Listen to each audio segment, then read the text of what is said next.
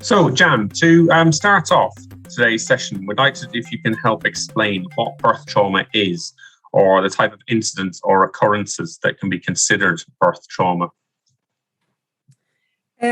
So birth trauma, I guess, encompasses a whole range of things.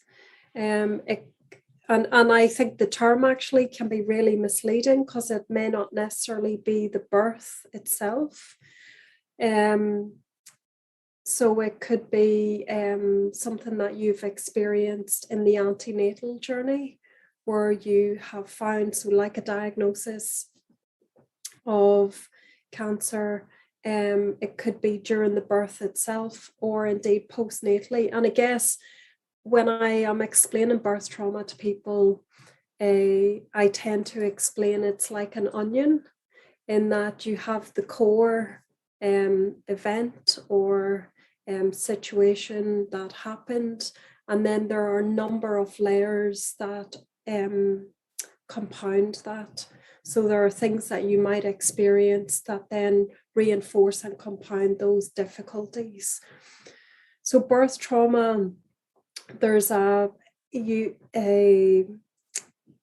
in the eye of the beholder. So that's what the Cheryl Beck has coined the phrase, which means that it's very subjective, in the sense that it may be obstetrically, everything has gone relatively straightforward, but there may be some aspect of your birthing experience or your post natal experience where you felt that you were going to die, that your baby was going to die, or that you felt that there was something unsafe.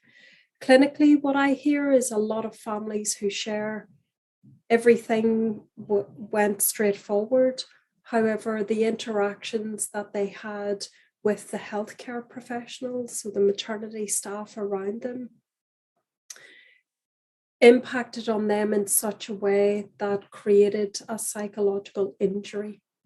So in that, they then felt really traumatized.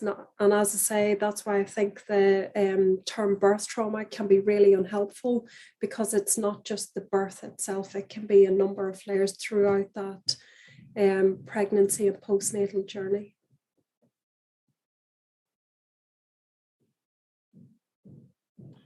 And in terms of the more specific context of what we're talking about at Mummy Star, is the hearing the word cancer again as well wouldn't, like you said, they typically be seen as it wasn't necessarily an incident that would be seen normally in terms of interrupting the birth.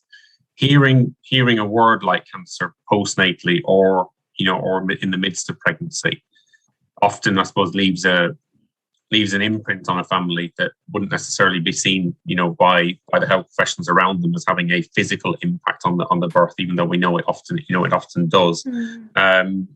Do you think there's a wider education needed within sort of the health profession around the fact that things that something happening within the pregnancy continuum and its actual long-term impact? Yeah, absolutely. I mean, I guess hearing the word cancer at any time of life is a shock, and it has a huge emotional response. But I think hearing it along that pregnancy continuum is more complicated, because pregnancy for most people is a really happy and welcome time. And so whenever I talk about those layers of the onion, you then have these layers of fear of what that means, for the person themselves and their baby. And so a lot of mums may be feeling, what is the impact going to be on my baby? What is the impact going to be on me, on my wider family?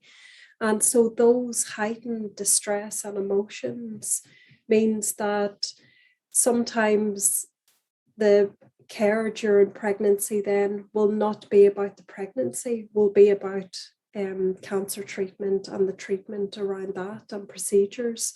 So almost the pregnancy and that joy of being pregnant and what it means to be pregnant and connecting with your baby at that time could be secondary.